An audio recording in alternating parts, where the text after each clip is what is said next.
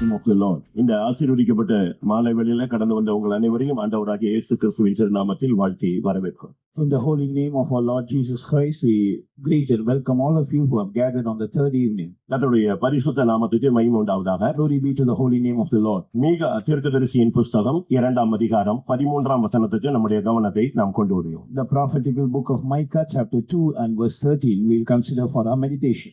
தடைகளை நீக்கி போடுகிறவர் அவர்களுக்கு முன்பாக நடந்து போகிறார்.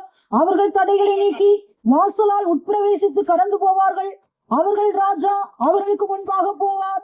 கர்த்தர் அவர்கள் முன்னணியில் நடந்து போவார். The breaker has come up before them. They have broken up and have passed through the gate and have gone out by it. And the king shall pass before them, and the Lord on the head of them. கர்த்தருடைய பரிசுத்த நாமத்துக்கு மகிமை உண்டாவதாக. Glory be to the holy name of the Lord. அவர் தடைகளை நீக்கி போடுகிறவர் அவர்களுக்கு முன்பாக அவர் கடந்து நடந்து போவார். The breaker is going before them. இன்றைக்கு இந்த மாலை வேளையில தேவன் உங்களுக்கு கொடுக்கிற முதல் வார்த்தை அதுவாக இருக்கிறார். That is the first word that the Lord is giving you this evening. உலகத்தில் பலவிதமான வார்த்தைகளை கேட்கிறீர்கள், ஆனால் தேவனுடைய வார்த்தையை கேட்டு பழகுங்கள். You listen to many words in this world, but you must be acquainted to listen to the voice of God. இன்றைக்கு தேவன் உங்களுக்கு கொடுக்கிற வார்த்தை உங்களுடைய வாழ்க்கையினுடைய தடைகளை அவர் நீக்கி போடுகிறவர் என்று பேசுகிறார். This evening the word of the Lord to you is that he is the breaker, the remover of hindrances in your life. இந்த வார்த்தை எனக்குரியதுன்னு சொல்லுகிற அந்த விசுவாசம் உள்ளவர்கள் உங்களுடைய கரங்களை உயர்த்தலாம். Those who have this faith that this word is for me, you can lift up your hands. தடைகளை நீக்கி போடுகிறவர் என்ற வார்த்தை அது எனக்காகவே அவர் இன்று இடைவிடுகிறார் என்கிற நிச்சயம் உள்ளவர்கள் ஒரு அல்லேலூயா சொல்லுங்கள். அது மாத்திரமல்ல, Not only that, இன்றைக்கு தடைகளை மாற்றுகிறது மாத்திரமல்ல, not only he is going to change your hindrances, இனி வரும் நாட்களிலே அவர் உங்களுக்கு முன்னணியிலே அவர் நடந்து போக போகிறார். in the days to follow he is going to go up before you. அவர் இல்லாததினால் தான் தடைகளை அவன் கொண்டு வருகிறான். Because he was not there, the devil was bringing hindrances. அவர் முன்னாக வரும் பொழுது தடை செய்கிறவன் யார்? But when he goes in the front, who can hinder? வேதம் என்ன சொல்லுகிறது? What does the word of God say? யோபுவின் சரித்திரத்தை நாம் பார்க்கும் பொழுது, When we look at the history of Job, யோபு 42:2 என்ன சொல்லுகிறது? what does Job 42:2 say? தேவன் சகலமும் செய்ய வல்லவர். The Lord can do all things. அவர் செய்ய நினைத்தது தடைபடாது. Nothing shall be withholden from him. அவர் ஒன்றை செய்ய நினைத்தார், If he purposes to do something, அதை தடுப்பவன் யார்? who can hinder it? யோபு 11:10 நீங்கள் இதை பார்க்க இயலும். You can read that in Job 11:10. இன்றைக்கு கடந்து வந்திருக்கிற அருமையான தேவனுடைய ஜனங்களுக்கு, இல்லாவிட்டால் வந்திருக்கிற நண்பரே ஒவ்வொருவருக்கும் கர்த்தர் கொடுக்கிற வார்த்தை, உன் வாழ்வின் தடையை நான் மாற்றுவேன். And to every child of God who has gathered here, or a friend who is new to this place, the Lord's word to you is that I will remove the hindrances in your life. அடுத்து உனக்கு ஒரு வார்த்தை கொடுக்கப்படுகிறது. Next, a word is given to you. தடைகளை நீக்கி நான் அப்படியே விட்டு போகிறவர் அல்ல. இனிமேல் உன்னுடைய வாழ்வில் ஒவ்வொரு பகுதியிலும் முன்னணியிலே நான் நடந்து வருவேன் என்று சொல்லுகிறார். I will not just remove the hindrances and leave you like that and go away, but in every aspect of your life, I will go at the forefront. கர்த்தருடைய பரிசுத்த நாமத்துக்கு மகிமை உண்டாவதாக. Glory be to the holy name of the Lord. வாழ்வில் தடைகள் என்பது பிசாசுடைய ஒரு தந்திரம். The hindrances in life are a subtlety of the devil. ஆவிக்குரிய தடைகள் இருக்கிறது. There are spiritual hindrances. பூமிக்குரிய தடைகள் இருக்கிறது. There are earthly hindrances. உலக பிரகாரமான தடைகள் There இருக்கிறது. are worldly hindrances. உங்களுக்கு தெரியும், You know. உலக பிரகாரமாக எவ்வளவு தடைகளை உங்கள் வாழ்வில் அனுபவிக்கிறீர்கள். You know very well how many hindrances you are experiencing in the worldly sense in your life. ஆவிக்குரிய வாழ்க்கையில வந்த பின்பு, After coming into the spiritual way, இயேசுவை ஏற்றுக்கொண்ட பின்பு, after having accepted Jesus, சத்தியத்தை ஏற்றுக்கொண்ட பின்பு, after having received the truth, ஞானஸ்நானம் பெற்ற பின்பு, after having taken baptism, அபிஷேகம் பெற்ற பின்பு, after having received anointing, சேர்ந்த பின்பு, after having joined in the church, அதற்கு பின்பு உங்களுக்கு இருக்கிற தடைகளும் உங்களுக்கு தெரியும். you know the hindrances that you are facing after that. இப்படி பலவிதமான தடைகளை நீங்கள் ஆவிக்குரிய வாழ்க்கையிலும் பூமிக்குரிய வாழ்க்கையிலும் உணர்கிறீர்கள். In this manner, you are experiencing many hindrances in your spiritual life and in your earthly life. இந்த தடைகள் நீங்கும்படியாக சிலர் உபவாசிக்கிறார்கள், Some take fasting for the hindrances to be removed. ஜெபிக்கிறார்கள், Some pray. இன்னும் பலருடைய ஜெப உதவியை தேடுகிறார்கள். Some seek the help of prayer from others, இல்லாவிட்டால் தங்களுடைய அறிவை பயன்படுத்துகிறார்கள். or they make use of their knowledge. மனித உதவியை தேடுகிறார்கள். They seek human help.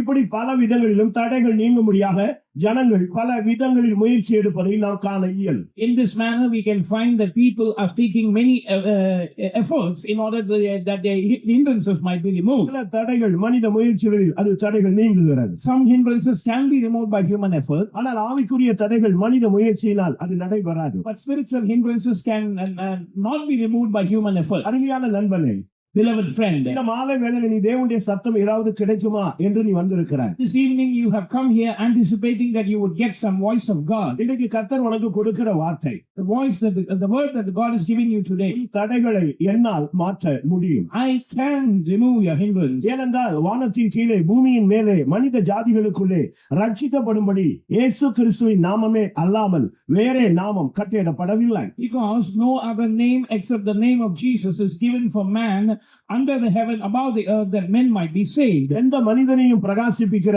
மெய்யான ஒளி ஆண்டவராகிய இயேசு கிறிஸ்து மாத்திரம். The Lord Jesus Christ alone is the true light which causeth every man to shine. மனித வாழ்வில் இருக்கிற தடைகளை மாற்றும்படியாகத்தான் அவர் இந்த உலகில் வந்தார். He came into this world in order to remove the hindrances that are seen in human life. அவர் வந்ததின் நோக்கமே அதுதான். That is the purpose of his arrival. தேவனுக்கும் மனிதனுக்கும் உள்ள தடையை மாற்ற முடியாது. In order to remove the hindrances, the barriers that existed between God and man. மனிதனுக்கு உள்ள தடையை மாற்ற முடியாது. To remove the barriers that existed between man and man. மனிதனுக்கும் சபைக்கும் உள்ள தடையை மாற்ற முடியாது. In order to remove the obstacles that stand in the way of man and the church. அந்த பிரிவினையாகிய சுவரை தகர்க்கும்படியாக To break that middle wall of partition.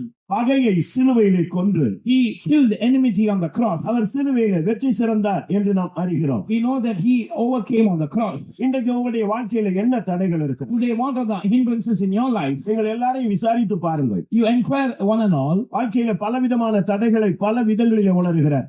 Everyone experiences hindrances in many ways in their life. ஒருவன் பிறந்ததிலிருந்தே தடைகளை உணர்கிறதை நீங்கள் பார்க்க முடியும். A person experiences hindrances right from his birth. கருவிலேயே குறைகள் உள்ள அனுபவங்களை நீங்கள் பார்க்கலாம். And there are people who are born with deficiency even in their womb. பிறந்ததிலிருந்தே பிரச்சனைகளை சந்திக்கக்கூடிய பிள்ளைகளை நீங்கள் பார்க்கலாம். And there are children who face problems right from their birth. சரியான படிப்பில்லாத பிள்ளைகளை நீங்கள் பார்க்கலாம். Children without proper education. வாலிப பிராயத்திலே ஒரு தெய்வீகமற்ற ஒரு வாழ்க்கையை நீங்கள் பார்க்கலாம். A godless life in the youth. நல்ல ஒரு வேலை கிடையாது. No proper job. நல்ல ஒரு விவாக வாழ்க்கை அமைவது கிடையாது. No proper family life. அப்படி ஒரு ஃபேமிலி லைஃப் அமைந்தாலும் அது நிலைத்திருப்பது இல்லை. The family life that doesn't stand forever. குடும்பங்கள் பிரிகிறது. Families are divided. இன்னைக்கு துன்மார்க்கங்கள் பெருகுகிறது. Wickedness is on the increase. அக்கிரமங்கள் மிகுதியாகிறது. And iniquity is rampant. இன்னைக்கு ஆண்டவரை விட்டு விலகி போகிறான். People are going away from God. இப்படி பிசினஸ்ல அவன் தோற்று போகிறான். They are defeated in their business. வாழ்விலும் தோற்கிறான். They are defeated in life as well, தொழிலிலும் தோற்கிறான். and in their work. ஒரு லிமிட் வரும் பொழுது அவன் தற்கொலையை நாடுகிறான். When he crosses a certain limit of endurance, he seeks to commit suicide. இதுக்கு பரிகாரம் தான் என்ன? What is the solution for this? ஒரே ஒரு நபர் தான், அவர் ஆண்டவராகிய இயேசு கிறிஸ்து. There is one solution, and that is the Lord Jesus Christ. இந்த தடைகளையும் அவரால் மாற்ற இயலும். He can change any hindrance. உங்களுடைய குடும்பத்தில் இருக்கிற தடையை நீங்கள் இப்பொழுது உணர்கிறீர்கள். You are experiencing some hindrance in your family right now. உங்களுடைய ஆவிக்குரிய விசுவாச வாழ்க்கையிலும் கூட நீங்கள் பல தடைகளை உணரலாம். Even in your spiritual life of faith, you are experiencing certain hindrances. நான் இப்பொழுது பூமிக்குரிய தடைகளுக்கு போகிறதில்லை. I don't want to delve into earthly hindrances now. ஆவிக்குரிய தடைகளை கூட நீங்கள் இப்பொழுது நீக்கும்படியாக அவர் விரும்புகிறார். He wants to remove even the spiritual hindrances. இன்றைக்கு நீங்கள் உங்களுடைய ஆவிக்குரிய வாழ்க்கையிலே In your spiritual life, ஒரு சிறந்த வாழ்க்கையை வாழ you விரும்புகிறீர்கள். want to live the best life, ஒரு அருமையான ஒரு வாழ்வை வாழ விரும்புகிறீர்கள். beautiful life.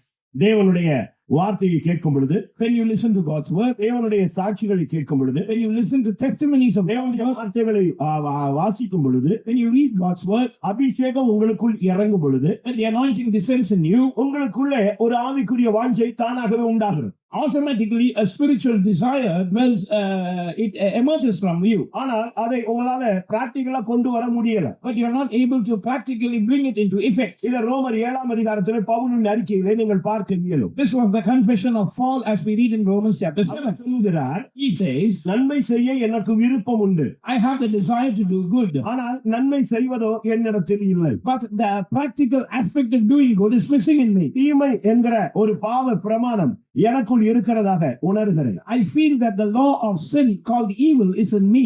ஆனபடினால் Therefore, நான் ரட்சிக்கப்பட்டிருந்தாலும் though I am saved, நான் ஒரு நிர்பந்தமான மனிதன். I am a miserable man. நான் இந்த மரண சரீரத்திலிருந்து யார் என்னை விடுதலை ஆக்க முடியும்? Oh, a wretched man that I am, who can deliver me from the body of this death? ரோமர் 7 கடைசியில அவர் பேசும் பொழுது, When he speaks in the final portion of Romans chapter 7, நான் மனதில் ஆண்டவருக்கு ஊழியம் செய்கிறேன், in my mind I serve the Lord, ஆனால் மாம்சத்திலேயோ பாவத்துக்கு ஊழியம் செய்கிறேன். but in my flesh I serve sin.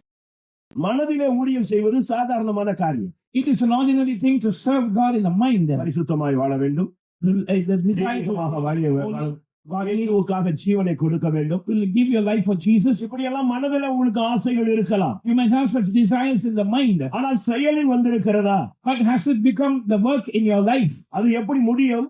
How is it possible? ரோமர் 8:2 சொல்லுகிறது, Romans 8:2 says, கிறிஸ்துவனுடைய ஜீவனுள்ள ஆவியின் பிரமாணம் பாவம் மரணம் என்பவைகளில் நின்று என்னை விடுதலை ஆக்கிட்டு. For the law of the Spirit of life in Christ Jesus hath made me free from the law of sin and death. இன்றைக்கும் கூட பலருக்கு பலவிதமான தடைகள். Even today, many have many different hindrances. ஞானஸ்நானம் எடுக்க தடை, A hindrance to take baptism, சத்தியத்துக்கு கீழ்ப்படிய தடை, hindrance to obey the truth, சுவிசேஷம் சொல்ல தடை. hindrance to proclaim the gospel.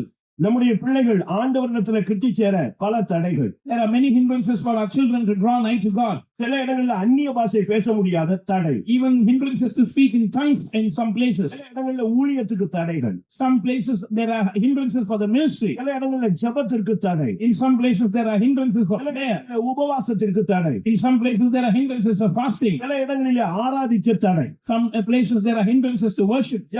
சில இடங்களிலே தேவாலயத்துடைய வேலை செய்ய தடை. In some places there are hindrances to work in the house of God. சில இடங்களிலே தீர்க்கதரிசனம் சொல்ல தடைகள். In some places there are hindrances for prophesying. சில இடங்களிலே விவாகம் நடத்த தடைகள். And in some places hindrances for conducting marriages. இப்படி பலவிதமான ஆவிக்குரிய தடைகளை நீங்கள் வேதத்திலே வசனங்களில் காண இயலும். In the word of God you can find many hindrances like this across the scripture. உலக பிரகாரமான தடைகளை நீக்குவது ஒரு நொடியிலே தேவனால் முடியும். In 1 second God can remove the worldly hindrances. ஒரே வார்த்தை, Just one word. நீ சமாதானமாயிரு, You be at peace. உன் வேதனை நீங்கி சுகமாயிரு. Be relieved of your pain and be healed. என் மகனே, உன் பாவங்கள் மன்னிக்கப்பட்டது. My son, your sins are forgiven. அந்த ஒரு வார்த்தை ஒரு மனிதனுடைய வாழ்வை புரட்டி போடும். Just one word that will turn a life upside down. ஆனால் இன்றைக்கு ஆவிக்குரிய தடைகளை சந்திக்கிற தேவனுடைய ஜனமே, But beloved people of God who are facing spiritual obstacles today, இந்த தடைகளை மாற்றும்படியாகத்தான் இந்த மாலை வேளையிலே உன்னை கொண்டு வந்திருக்கிறார். God has brought you here in order to remove those hindrances as well. கூட்டம் எவ்வளவு இருக்கிறது நீ பார்க்க வந்திருக்கலாம். You might have come to see how much is the gathering here. இந்த அரேஞ்ச்மெண்ட பார்க்க நீ வந்திருக்கலாம். You might have come to have a look at the arrangements here. நண்பர்களை பார்க்க நீ வந்திருக்கலாம். Or you might have come to see your friends. ஆனால் தேவனோ இன்றைக்கு உன் வாழ்வின் தடைகளை மாற்றும்படியாக வந்திருக்கிறார். God has come to change the obstacles in your life today. எந்த தடையாக இருந்தாலும், Whatever might be the obstacle. இப்பொழுதே அந்த தடைகளை தகர்க்கிறவர் முதலாவதே அந்த வேலையை செய்கிறார். Right now at the beginning of this message, the Lord is doing that work of breaking the hindrances. கூட்டம் முடியும் வரை அவர் தடைகளை நீக்கும்படியாக பேசிக்கொண்டே இருக்க போகிறது இல்லை. Till the end of this meeting, he's not going to keep speaking about removing the obstacles. 1 பேதுரு 3:7 பார்க்கும் பொழுது, When we see in 1 Peter chapter 3 verse 7, இதனுடைய தடையை நீங்கள் பார்க்கலாம். there we see about the hindrance in prayer. 1 கொரிந்தியர் 7:5 பார்க்கும் பொழுது, In 1 Corinthians 7:5, உபவாசத்தின் தடையை நீங்கள் பார்க்கலாம். hindrances for fasting. அப்போஸ்தலர் 8:36 பார்க்கும் பொழுது, In Acts 8:36, ஞானஸ்நானம் எடுக்க தடையை நீங்கள் பார்க்கலாம். hindrances for water baptism. லூக்கா 18:16 பார்க்கும் பொழுது, Luke 18:16, உன் பிள்ளைகள் இயேசுவிடம் வருகிறதுக்கு தடை உண்டாகிற சூழ்நிலையை நீங்கள் பார்க்கலாம். a situation where the hindrances are existing for your children to draw close to Jesus. 1 கொரிந்தியர் 14:39 பார்க்கும் பொழுது, In 1 Corinthians 14:39, அந்நிய பாஷை பேசுகிற தடையை நீங்கள் பார்க்கலாம். obstacle for speaking in tongues. கலாத்தியர் 5:7 பார்க்கும் பொழுது, Galatians 5:7, சத்தியத்துக்கு கீழ்ப்படியாமல் போக உள்ள ஒரு தடையை நீங்கள் வேத வசனத்தில் பார்க்கலாம். hindrance in obeying the truth. 1 தெசலோனிக்கேயர் 2:16 பார்க்கும் பொழுது, 1 Thessalonians 2:16, சுவிசேஷத்துக்கு உள்ள தடையை நீங்கள் பார்க்கலாம். a hindrance for the gospel. 1 தெசலோனிக்கேயர் 2:18 பார்க்கும் பொழுது, 1 Thessalonians 2:18, சாத்தானுடைய ஊழிய தடையை நீங்கள் பார்க்கலாம். Satan bringing hindrance against the ministry. இப்படி பலவிதமான ஆவிக்குரிய தடைகள் வேதத்திலே சுட்டிக்காட்டப்படுகிறது. In this manner, the word of God points to different hindrances in the spiritual life. 29 பார்க்கும் பொழுது, When you see Exodus 29, தேவனை ஆராதிக்க தடை போட்டதாக பார்வோனை குறித்து சொல்லி இருக்கிறார். Pharaoh is hindering the worship of God. Ezra 4:24 பார்க்கும் பொழுது, When we read Ezra 4:24, தேவாலய வேலையை தடை செய்கிற ஒரு ஆவியை நீங்கள் பார்க்கலாம். a spirit that is hindering the work of the house of God. இப்படி நான் சொல்லிக்கொண்டே போவேன். I will list out many hindrances like this. பலவிதமான தடைகளை ஆவிக்குரிய வாழ்க்கையிலே சந்திக்கிற தேவனுடைய ஜனமே, இன்றைக்கு உன்னுடைய பூமிக்குரிய காரியத்தை மட்டுமல்ல, உன்னுடைய ஆன்மீக காரியங்களில் உள்ள தடைகளை அவர் மாற்ற, அவர் ஒருவரே, அவருடைய ஆவி மாத்திரமே வல்லமை உள்ளது. His spirit and he alone is able to remove not only the earthly, the worldly hindrances that you are facing, but also the spiritual hindrances that you are facing in your life. We are trying